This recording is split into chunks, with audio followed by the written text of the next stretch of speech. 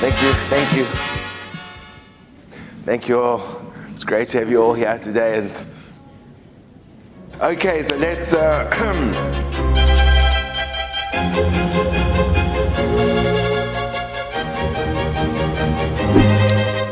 Okay, so what I'd like to do today is to do a bit of integration. We've been exposed to a system which I believe is extremely productive, helpful, and allows us a methodological approach to analysis of Mishnah, Gemara, and the Rishonim. And I want to show, maybe by starting back where we began in the Mishnah, how things change in terms of the Mishnah before the analysis and the Mishnah after the analysis. Are you keen to do that? Says the Mishnah, the person places his jug in the public domain, and someone came, v'niskal bar v'shavra, and he stumbled over it and he broke it, potter, he's exempt. V'im huzak bar, and if he got damaged by it, the owner of the barrel is liable in his damages.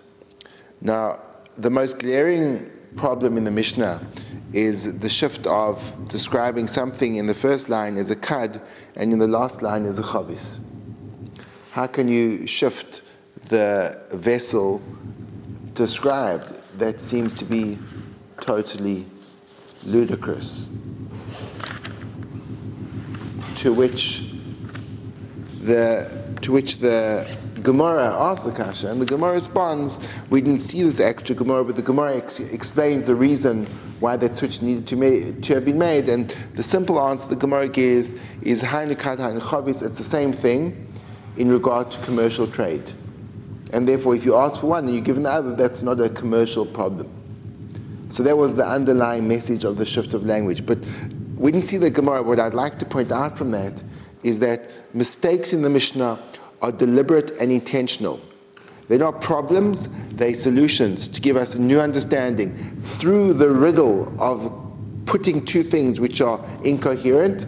That is exactly what arouses our thinking, because your brain is attracted to solving problems. It's not attracted to when things are all fitting in. Your brain doesn't have anything to do. But when there's a problem, your brain needs to find a solution. So the author of the Mishnah, Rabbi Segal, impregnates Mishnayos with problems, which then click on the on switch to our brain, and we find the problem. We find the problem through the question. Once we've asked the question, so then we can begin to navigate a solution. But what it does is it allows us to move away from the text as being a simple, readable paragraph to a solvable puzzle. So now let's talk about what the Mishnah is talking about. A person put this jug down in the public domain, someone else came and they stumbled on it and they broke it. I'm going to go in this Mishnah substituting all the different ways of understanding the Mishnah from the beginning till the end, and seeing how many Mishnayos evolve from a single Mishnah and how many different cases these words could potentially be talking about. The first one is Aminyech Zakat. I'm going to read this word, the Mishnah like Rav, school of Rav, in the name of Rav. A person placed many kadding in the public thoroughfare until he'd managed to blockade the passage of any other passerby. Aminyech Zakat b'Rishus Harabim means a person placed many kaddim in the Rishus Harabim to the point where it obstructed someone else's passage. Uba and someone came, v'niskal bar, and he stumbled over it, v'shavra, and he broke it. And the words stumbled over it are not to be taken literally. Even if he proactively did a washagiri kick and smashed it, it would be equally exempt. Because the reason for the exemption is that once you've blockaded someone else's passage, you yourself are liable to suffer the consequences of your actions, and the person has the right to remove your obstacle even if it will break.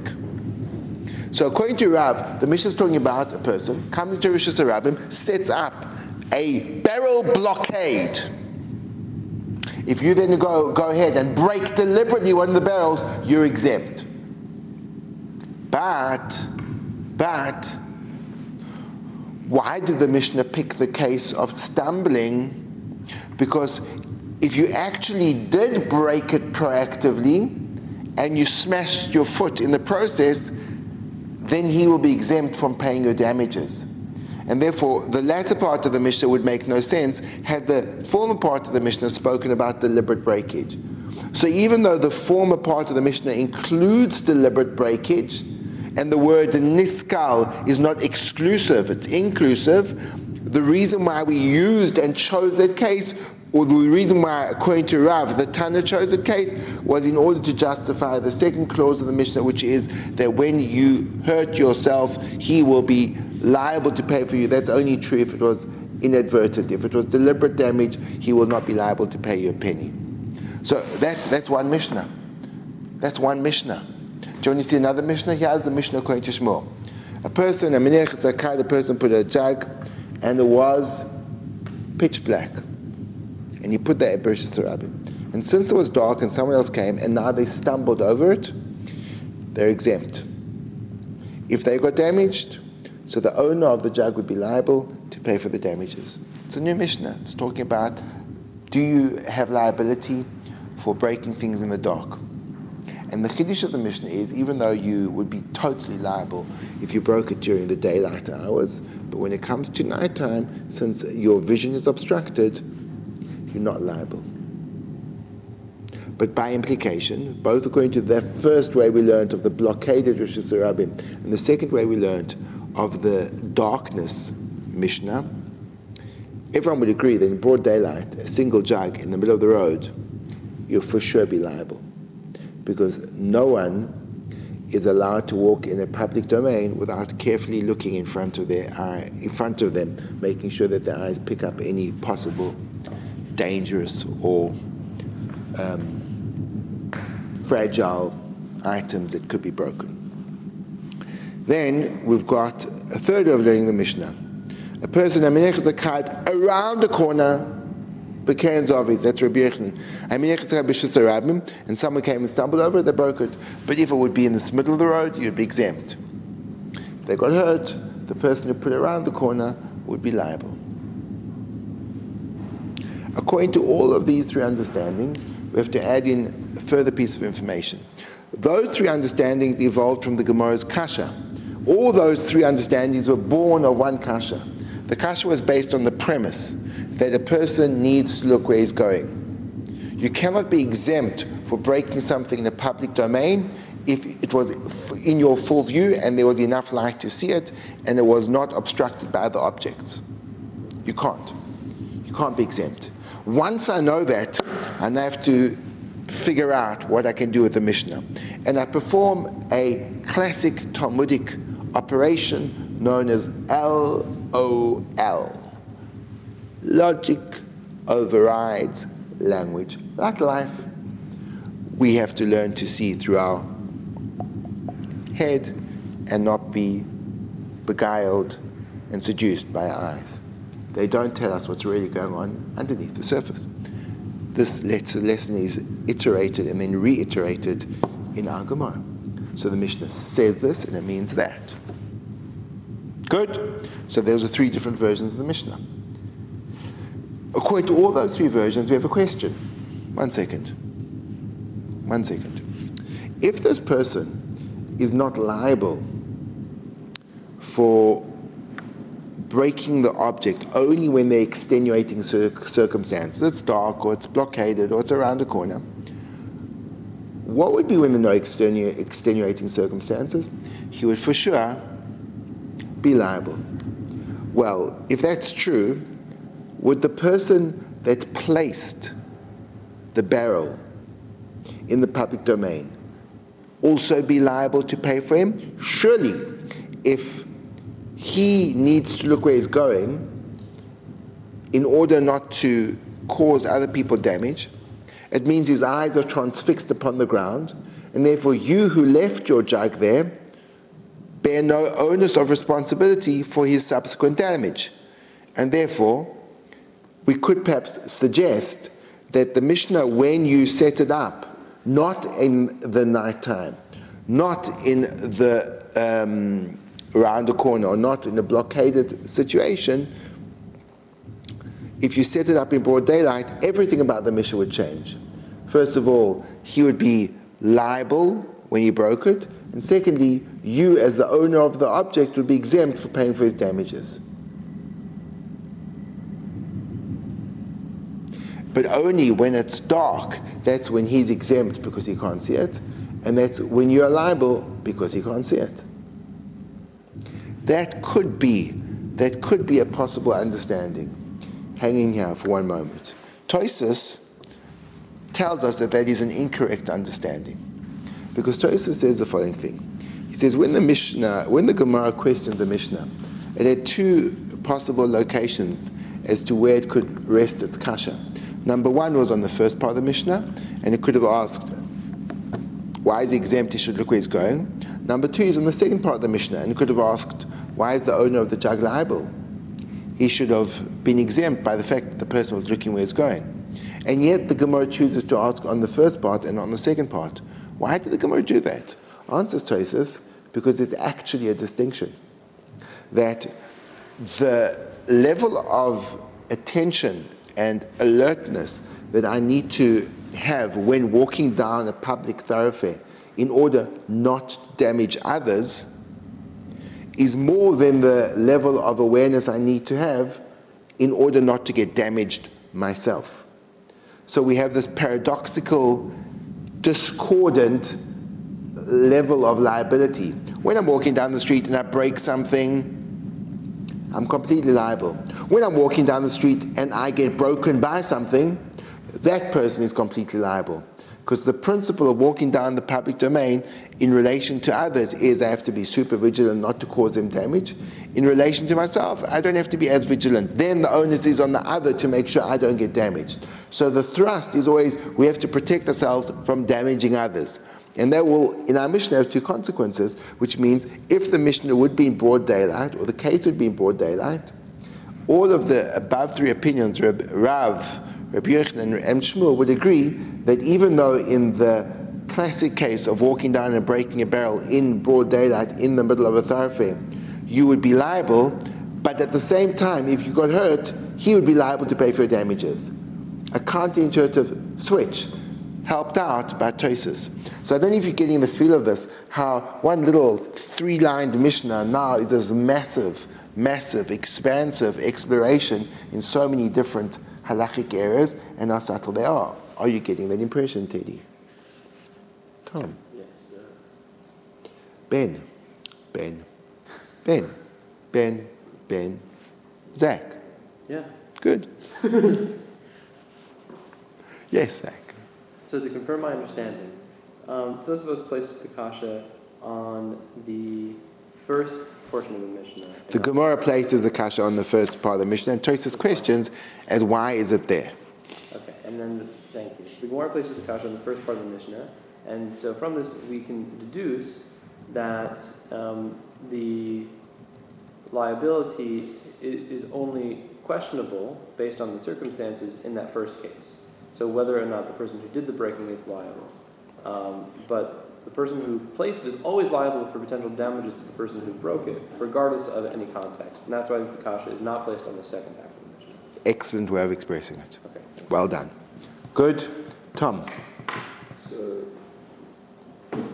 in the three cases given by the different schools of thoughts, Yes.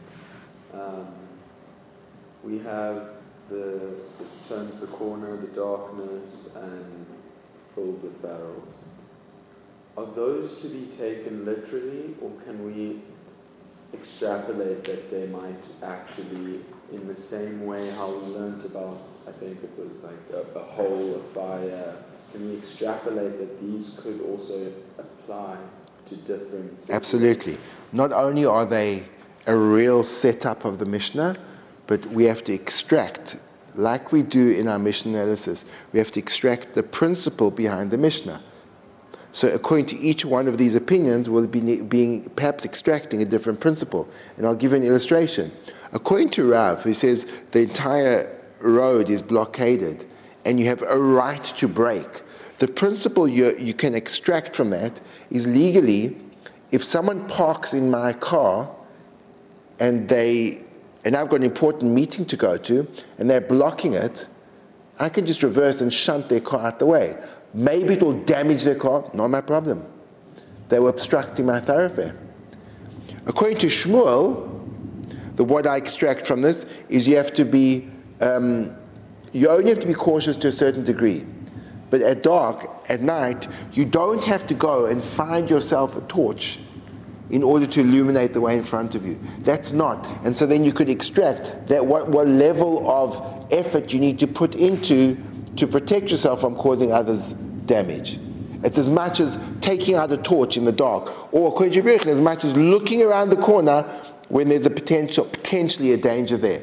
And when they would have to figure out, when a real case came before us, which one of those categories would fall in. And that's really the process of halachic ruling. The process of halachic ruling is we need to find how the current situation falls into a previous case precedent. And the only way we can do that is by isolating the principles upon which it's based and then extracting new applications from it, which is the way that Torah Sheba'al Peh works the whole time. And that's why it becomes transportable through space and time.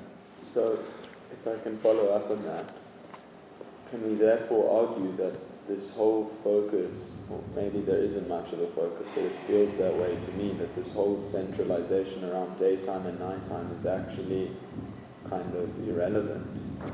It's not irrelevant, but it's not limited. It's relevant because it describes different degrees of negligence. But I would argue that there's a greater focus on how reasonable the situation is. Meaning, you're right, these are illustrations. Obviously, the underlying argument is the principle behind the illustration. So ultimately, you're right. The illustration is an example of a principle. But what's important to figure out is, so what's the principle? So there's like many variations of how this could play out during the day. 100%. And a lot of the ingenuity of halachic insight is based on, of those factors, how you actually extrapolate them. I'll give you an example. Shmuel says that it's ba'afei lashanu. It was taught in darkness.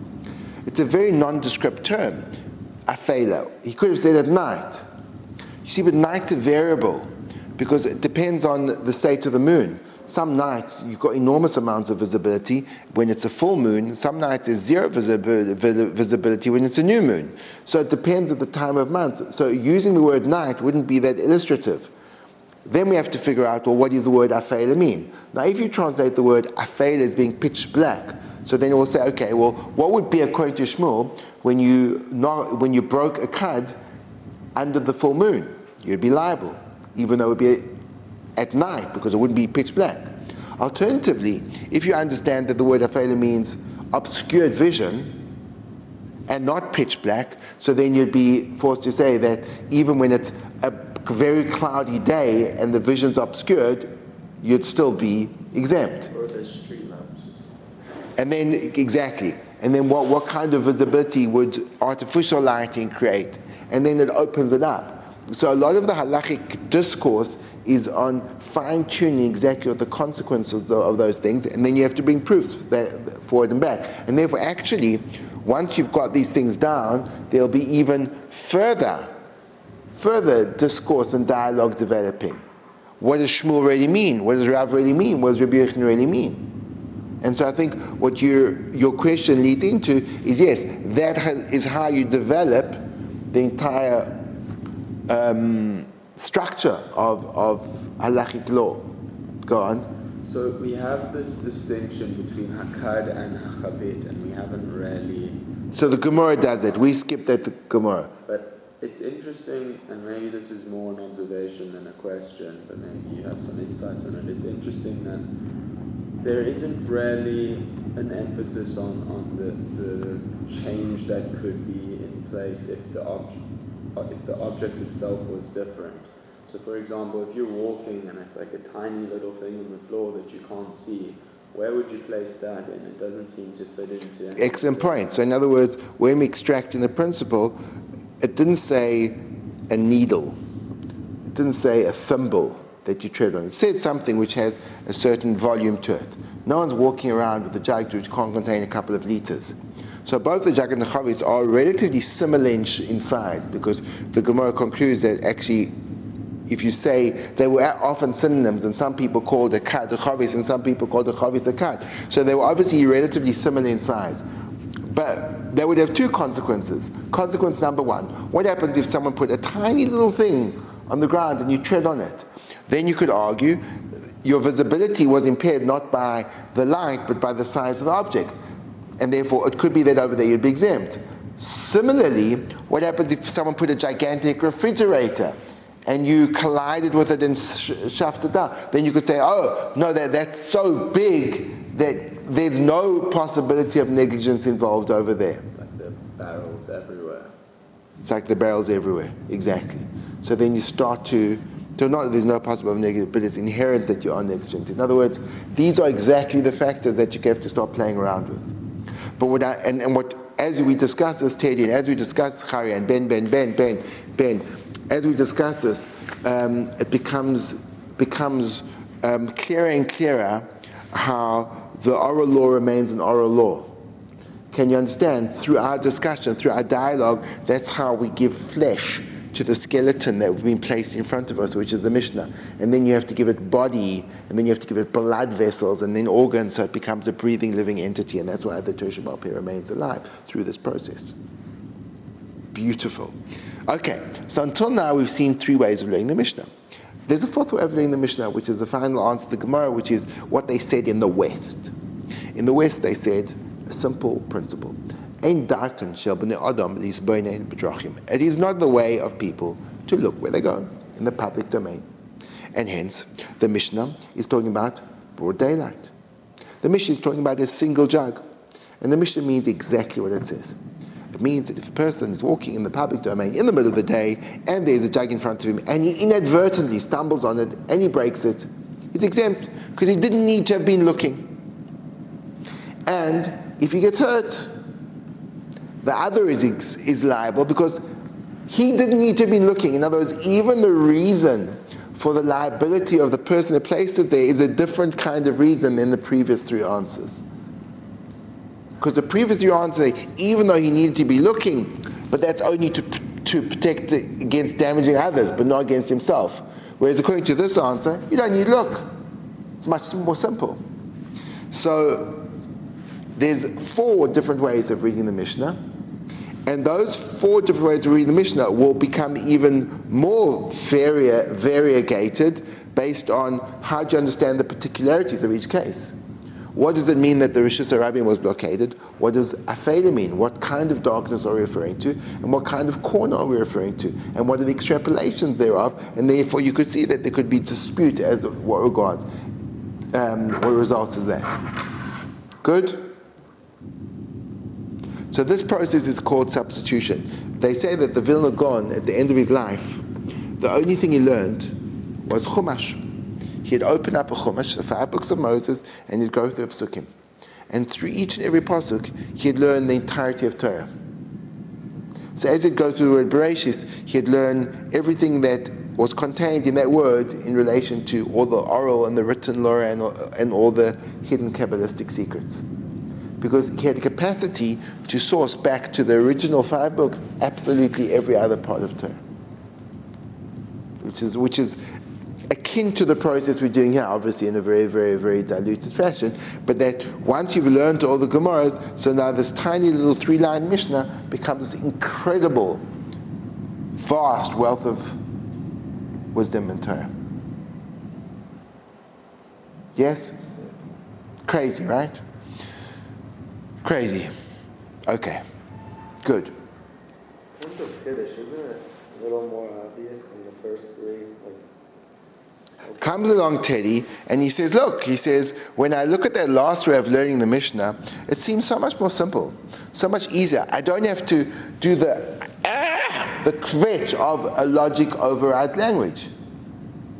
So why wouldn't we all just go with that last way of understanding, which is People don't need to look where they're going, and therefore the Mishnah says what it means. Why do you have to contort and distort the Mishnah to talk about some miniature, narrow case when we could just get away with saying it's broad? You have something to say in regard to this, Zechariah? Yeah. Speak, oh So man, speak. My first thought is that why does it say in the West? Is it just grounding it that this is the custom there? And if it's a custom there, does that mean it should be the custom anywhere? The West means Eretz Yisrael, right? Yes, but like, what about in places where it's not the custom to not look where you're going? So Okay. it might only be relevant in that place. So I wouldn't get too caught up in that. The Talmud is called the Talmud Bavli, which means it happened in Babylon, which means when we refer to our colleagues, we refer to the colleagues over there in the West. Okay. Yes. Next point. This last way of understanding the Mishnah reminds me of the Mishnah that we were studying, the Gemara that brings out Peah. I think Rabbi Nachman says that any person can become an Oni by rendering all of his items hefker.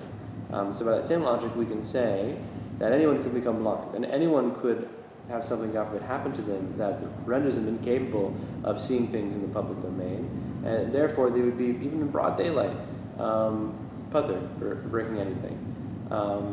So the person who's placing a vessel should at every moment assume that somebody who can't see the vessel is going to come around and maybe knock it over.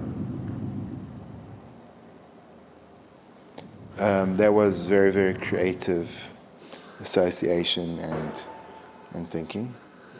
In this context, the word creative is used to mean wrong.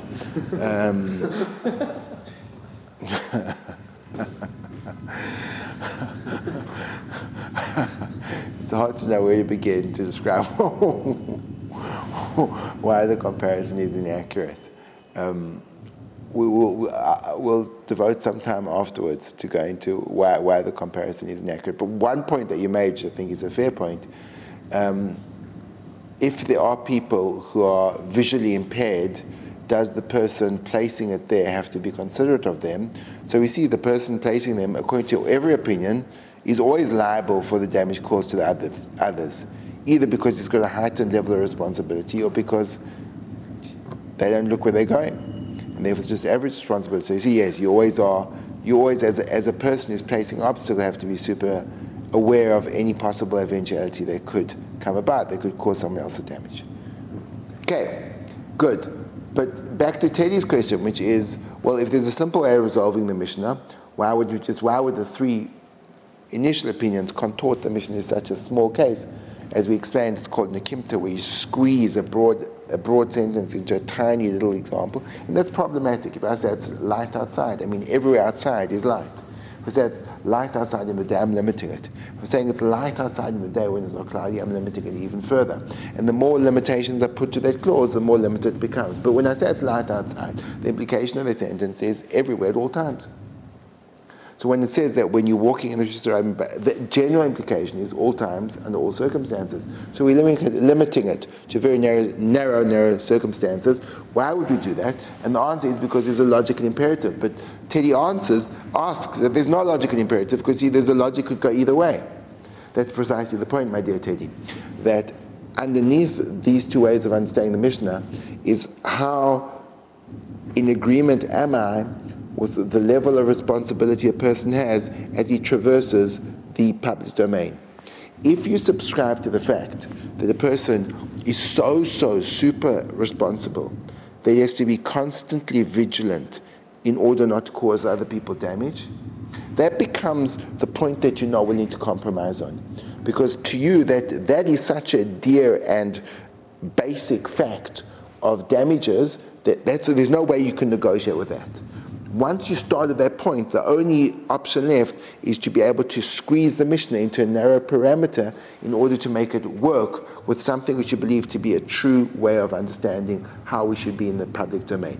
If, on the other hand, your starting point of logic is that people don't look where they're going, and that's a perfect reason for exemption, so then you've got the capacity to make it broad. Now, what we'd have to do is, now that we've got these two juxtaposing ideas, we'd have to delve into those two ideas and see what is the origin of those two opinions as to why they subscribe to the logic that they subscribe to. And why is it so imperative, according to the first three opinions, that they're not willing to compromise in the face of making the Mishnah extremely, extremely out of its normal context? They must believe that they must have such strong evidence to support their claim that they're not willing to relinquish it in face of making a much simpler claim that you don't have to look where you're going, and thereby resolve the Mishnah in a much simpler fashion.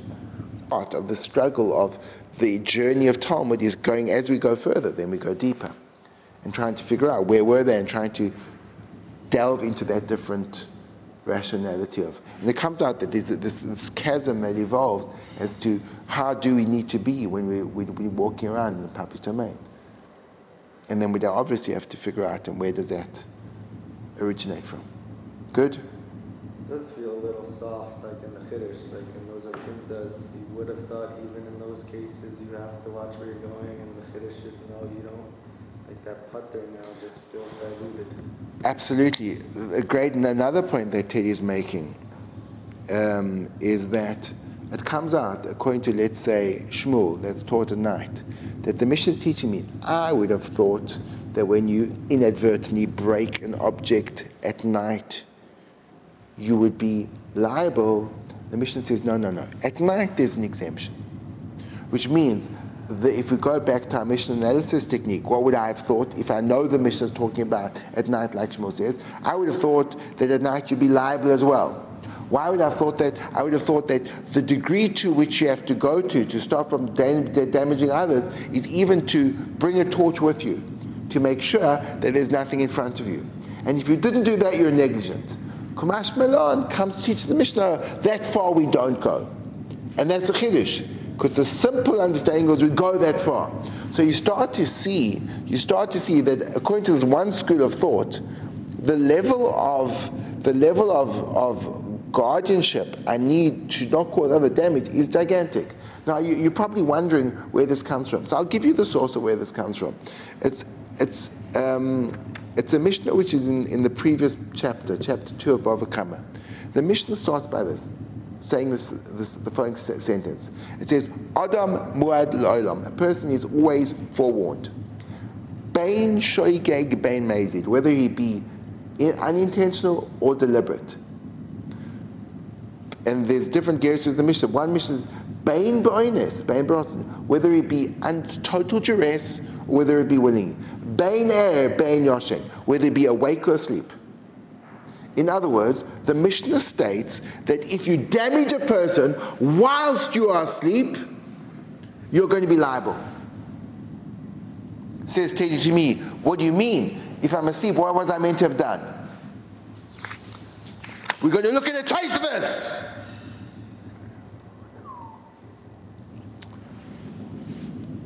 Okay.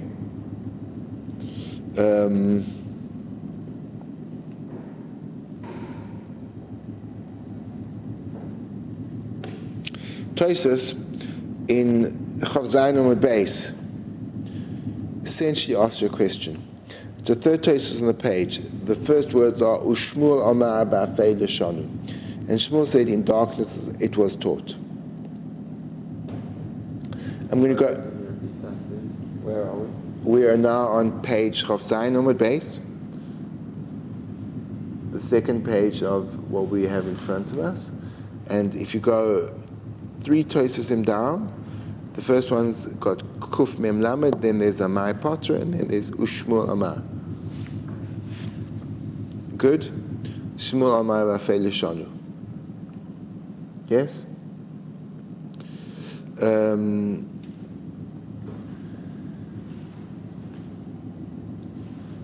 Says Tosfos, I'm going to be reading, translating, and breaking all the rules just to bring out this point.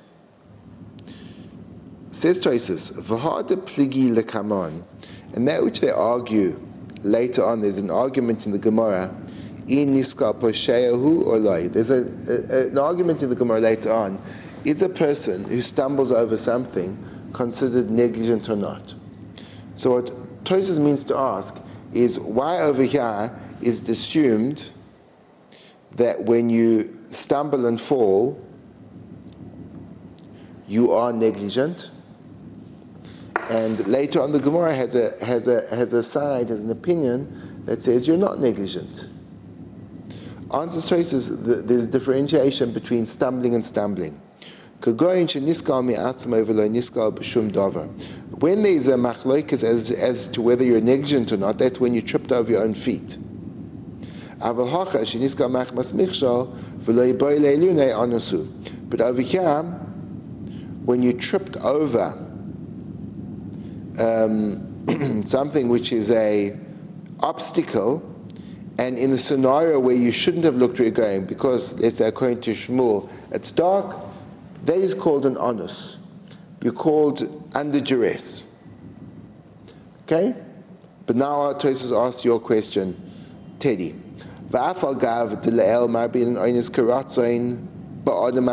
Even though early on we actually included that when it comes to Adam Amazik, man who damages, even if you're an oines, even if you're under duress, circumstances beyond your control, you're liable. And we learned it out from a special verse. The verse was Petza Tachas Potza. There's a verse which has an extra 3 words from which we derive that even if you're honest, even if you had no intention to cause damage, you're still liable. And therefore over here, who cares? There was inadvertent damage. You're always going to be liable regardless. Answers Tosfos, Oines Gomer Loi Rabbi Rachmana. A complete oines is exempt even according to that Gemara. And he brings a raya from a Talmud Yerushalmi, proof from the Yerushalmi, Daha b'Yerushalmi poiter oiseh sheyashen rishoin im hizik lifnei haba etzloi lishoin. Because he says, the Yerushalmi says, even though the Mishnah states that you're exempt when you cause someone damage in your sleep, that's only true if when you went to sleep, there was someone or something next to you that you're aware of. But if you went to sleep and someone put something next to you, or someone came to sleep next to you, and you rolled over and caused them damage, or it damage, then you're exempt. So you had to know. You had to know that there was someone next to you, so there was an element of negligence. Someone or something. Someone or something. So this opens up, Teddy, a can of worms. It says the problem, the starting point is, and that's now you can see why these 3 opinions are willing to compromise the simple reading of the Mishnah to the extent that they are. Because our starting point is that a person is liable even in an oinus. Once you have that as your starting point, over here you trip over something exempt, makes 0 sense. So it seems to be that that's what everyone is wrestling with. Now the massive chiddush is that once you get to the 4th opinion that says people don't have to look where they're going, the question is, well, how can you say that? We say that a person is liable even when he causes damage ba'oines, when it's beyond his control. And now we're saying you can just saunter around the Rishus Rabbim causing havoc and destruction in your wake, and no one's going to bat an eyelid. So now do you understand how controversial that 4th opinion is, even though it reads so simply? And now we have to wrestle with it further. But isn't it incredible? And the more we start to talk about this, the more and more layers will emerge in our depth of understanding. Profound, exciting, and for Tom, perplexing. Good? Okay, what I'd like to do now is I'd briefly like to, in a few sentences, recap what our general approach is and how it's specifically applied to the different texts. Our general approach is as follows. In order to have a thorough understanding of the text, there's a definite protocol that you need to follow. That protocol follows our natural way of thinking. The way we naturally think is, first of all, we input information into our minds, into our brains, we then process it, and finally we do something with that information. And that's the way we think. And if there's a problem in any one of those 3 phases of the thought process, so then our thought and our thinking becomes corrupted, and our processing of the external world becomes derailed. We have to make sure we're doing it well. Parallel to those 3 stages of the thought process, input, processing, and output, we have, when applied to any text, structure corresponding to input, power questioning corresponding to processing, because the way we process is through questioning, and paradigm shift parallel to output, because in a textual analysis of the Talmud, the paradigm shift is really what we're trying to get out of. We're starting off with a basic understanding, and we're maturing into a revolutionary new understanding based on our questioning of the text. And that's the general thrust of all Talmudic reasoning. Analysis, finding the parts, then all the processing and questioning, and finally the results coming out in terms of our new understanding, which came about through questioning. Classic example of that is input. We see the Mishnah says that when a person puts a jug in the Rishus Rabbim, someone else goes, stumbles and breaks it, they'll be exempt. Problem, which is questioning, that makes no sense. It contradicts our understanding of how people should be cautious about what they're doing. Output, you're actually correct. Our Mishnah is revolutionary, talking about a chiddush in terms of darkness or around the corner or a blockade, Rishus Rabbim. But that process evolved in that way. So we've got the structure, power questioning, and paradigm shift. Now, in order to manifest or apply or implement that, there needs to be a series of accompanying processes for a Mishnah, for a Gemara, and for a Rashi, and for a Tosfos. For the Mishnah, we use the 3-5-3 Mishnah analysis technique. Those are the 11 questions, which the first 3 illuminate the structure. The middle 5 get to analyze with thorough understanding all the different processes and understandings and complexity of the Mishnah it's the processing. And finally, the third part, which is what would I have thought without this text? Why, and why does it teach me differently? The last 3 questions are affirming the chidush, affirming the paradigm shift. And that's 3-5-3 Mishnah analysis technique, and that's how we approach a text of Mishnah. How we approach a text of Gemara is always structure, but here the structure evolves into the 7 primary elements of debate shared to us by the Ramchal: statement, kasha, question, answer, teretz, raya, stira. And we label the text, and then we number it. Then we analyze it in the same way, which is called power questioning. And we do that by asking, for example, if it's a kasha, who's in the crosshairs, what is the premise, in the shift, what happened. And then finally, we ask questions outside of the book. And that's exactly what we saw from Tosfos. Why did you ask this kasha? Ask another kasha. And that's the paradigm shift of Gemara study. And then we go into the Rishonim. And we also have the 3 pillars of understanding in the Rishonim. We said there are many different schools of the Rishonim, primarily 3. We've got the Meforshim, the Makshim, and the Poskim. And the Meforshim, like Rashi and the like, are there to make what's implicit in the text explicit. And we said when learning a Rashi, or when learning any of the Rishonim, we have a consistent 4-step process before we go into the differentiation between Rashi and Tosfos, which is geography. Where's the commentator located in the actual text? Girsa has got the same version of the text, reading through and translating and dividing and conquering its constituent parts. And then according to Rashi, we apply what we call Begala. What's Rashi's agenda? Is it background information? Is it art scrolling, filling in the missing words? Is it Girsa addressing the text because there's a problem with it, excluding and explaining in E? Language is L, and A is answering invisible kasha. And once you've done that to Rashi, you have a thorough and profound understanding of what Rashi is coming to do. When you move on to Tosfos, the 4 of the geography, Girsa, reading, translate, divide, and conquer stay the same. But you add on, because Tosfos is a different kind of text, because he's there to question the Gemara. If Tosfos is asking kasha, who's in the crosshairs, and what is his premise? In the teretz, what was the shift? So it's crosshairs, premise, shift. And then you have to ask yourself, once you've done that, you need to figure out, when Tosfos is learned, how do you substitute it back into the language of the Gemara? Just like we substituted Tosfos' insight into the Mishnah, how does it fit back in? Because, as we've seen many times before, that the Mefarshim are intratextual, not extratextual. And that is a very brief summary of a process that if we integrate it, it will completely and totally transform the way we learn. It will probably also transform the way that we think.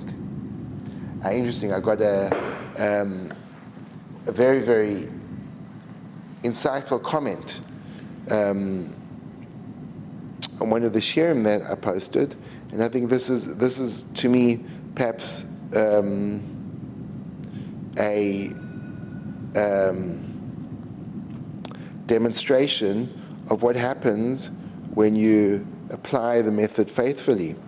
So this person, we learned together for a year, and he writes, I came as a fresh beginner, and nearly immediately I was brought to a level where I could independently prepare Gemara. Now I work as a software engineer for Intel, writing kernel code for GPUs, and I can testify that on a daily basis, I draw from the method of thinking and problem solving and communication skills that I was taught. It helps me to excel in work. It helps me to excel in work. So that's a person who's into computer programming, and he has facilitated, which is just a demonstration that once you become involved in these processes, it will have a far-reaching effect to every kind of thinking you do in every area of your life, if you get it right. So I want to thank you all for attending, especially Ben. It's been a privilege sharing these words with you. I look forward to journeying forward in the future. May you be blessed.